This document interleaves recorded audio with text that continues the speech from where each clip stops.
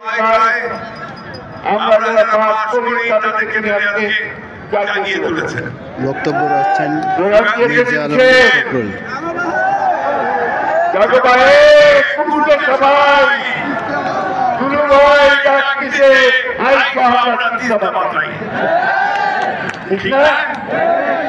এই যে আন্দোলন শুরু হলো, এই আন্দোলন আমরা শেষ পর্যন্ত নিয়ে যাবো। তিনি একটি ঘোড়াটা মাঠ করলেন গঙ্গার পানির জন্য। সেই একবারে দাঁড়িয়ে গোটা 11টা পয়েন্টে হাজার হাজার মানুষকে জড়ো করে তিনি আজকে ডাক দিয়েছেন, জাগো ভাই জিন্দাবাদ।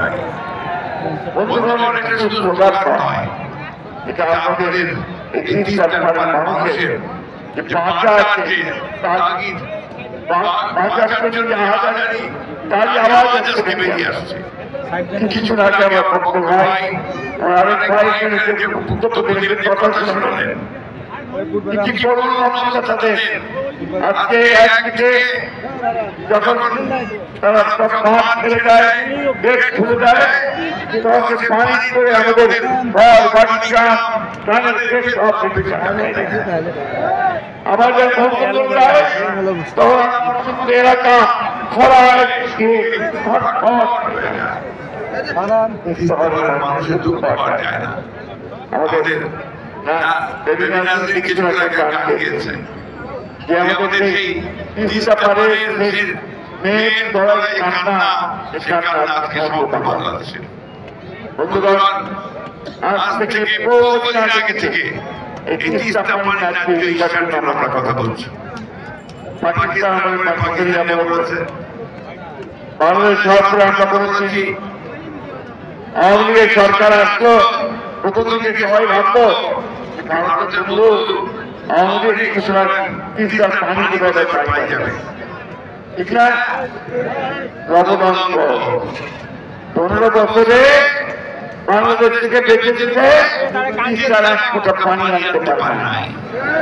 30টা না ভাই, 74টা নদী আছে ভারত থেকে আমাদের দেশে আসছে, সব পুরনো নদী গ্রামে তারা পাহাড় দিয়ে গেছে, পাহাড় দিয়ে তুলে নিয়ে যায়, পানি তুলে নিয়ে যায়, বিদ্যুৎ উৎপাদন করে, আর আমাদের দেশে মানুষ সেখানে আর ফসল করতে পারে না।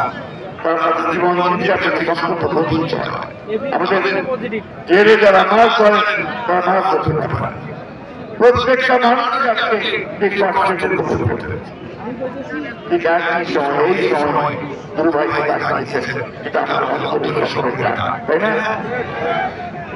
আমরা লড়াই করেছি 15 বছর এই ফ্যাসিবাদী হক আসিয়ান সরকারের বিরুদ্ধে, তাই না? আমাদের ছেলেরা লড়াই করতেছে, সকলে তাই না? একদিকে পানি দেয় না, অন্যদিকে আবার আমাদের যে শত্রু তাকে আর ওইখান থেকে আবার বিভিন্ন হুকুম জারি করে আমাদের চলছে, ঠিক না?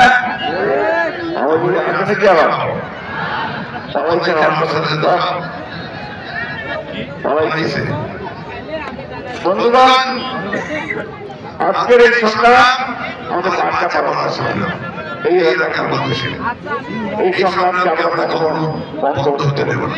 আজকে আমরা সরকারকে পরিষ্কার করে বলতে চাই, অন্তর্বর্তীকালীন সরকার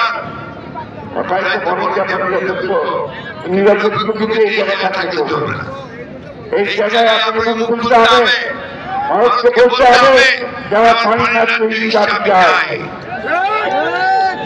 আর আপনাদের অন্তর্বর্তীকালীন সরকার খুব তাড়াতাড়ি জনগণের সরকারের ক্ষমতা নেন। মানুষকে পরিষ্কার করে বলতে চাই, আগে বলতে বলছি, মানুষের সঙ্গে বন্ধুত্ব করতে চান আগে 30টা পানি দেন, সীমান্তে চুরি করে হত্যা বন্ধ করেন, আর আমাদের সঙ্গে বড় ঘটনা সেটা বন্ধ করেন। আমরা আমাদের বাইরে আমরা আমাদের চাই আমরা অবশ্যই ভারতকে একটা বন্ধু ভাবে দেখতে চাই, কিন্তু বন্ধু ভাবে সম্মানের সঙ্গে আমার পাওনা সেই পাওনা তুলে দেওয়ার আমি আমাদের পুলিশকে অন্তঃস্থল থেকে ধন্যবাদ কৃতজ্ঞতা জানাচ্ছি। আজকে তিনি আন্দোলন শুরু করলেন, সেই আন্দোলন ছাড়া বাংলাদেশকে কিছু নয়, তারা বিশ্বকে দাঁড়িয়ে দিয়েছে। আপনাদের এখানে অনেক আন্তর্জাতিক নিউজ এজেন্সি থেকে খবরের খবর সংগ্রহ করার জন্য কেন শুরু আন্দোলন শুরু করেছে, যে আন্দোলনকে বাংলাদেশের মানুষের পেটে ছাড়া আমরা অবশ্যই পুরোকে আমাদের সকলের পক্ষ থেকে জানাই। আমি পারবো না, একটা কথা বলে শেষ করতে চাই, লড়াই না করলে কিছু পাওয়া যায় না। এই লড়াই করে আমরা চিন্তা থাকবো না, আমাদের অধিকারগুলো আদায় করে দেবো। আপনি সেইভাবে আসুন, আমরা আগামীকাল এখানে আমাদের দলের ভারপ্রাপ্ত তার সমস্যা আপনাদের সামনে আমাদের জন্য অনেক আনন্দের কথা। আজকে তারেক রহমান আমাদেরকে নেতৃত্ব দিচ্ছেন, এই সরকারের বিরুদ্ধে তিনি আমাদের নেতৃত্ব দিয়েছেন, সেই কারণে আমরা সক্ষম হয়েছি। আজকে তিনি ওটা বাংলাদেশের মানুষকে ঐক্যবদ্ধ করেছেন যে গণতন্ত্র ব্যবস্থার জন্য। আমরা এক কথা বলতে চাই যে আমরা 1971 সালে স্বাধীনতা যুদ্ধ করেছিলাম, পাকিস্তান সেনাবাহিনীতে যুদ্ধ করেছিলাম, মূল লক্ষ্যটাই ছিল একটা গণতান্ত্রিক ব্যবস্থা আমরা চাই। ভাই কতবার ভোট করেন নাই, ভোটরা আমরা বলতেই চাই, আমরা ভোট দিয়ে আমাদের জনপ্রতিনিধি নির্বাচন করতে চাই। যারা আমাদের কথা পার্লামেন্টে বলবে, সংসদে বলবে, সব জায়গায় বলবে, তাই না? এই ভোটটা আমরা চাই।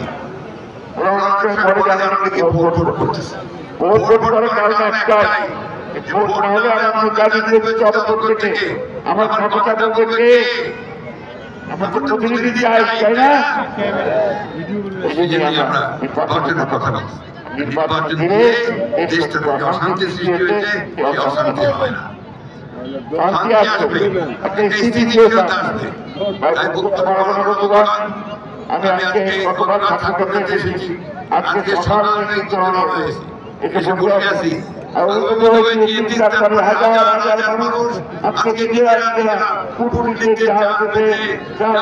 চলে এসেছে, তাই না?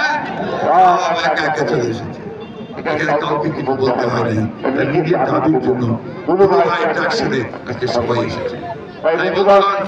আমার কথা শেষ, বলতে চাই লড়াই শুরু, সেই লড়াই হচ্ছে আমাদের বাচ্চা মারার লড়াই, আমাদের স্বাধীনতার লড়াই, আমাদের গণতন্ত্রের লড়াই। আসুন আজকে আবার ঐক্যবদ্ধ আমরা সেই ডাক দেই।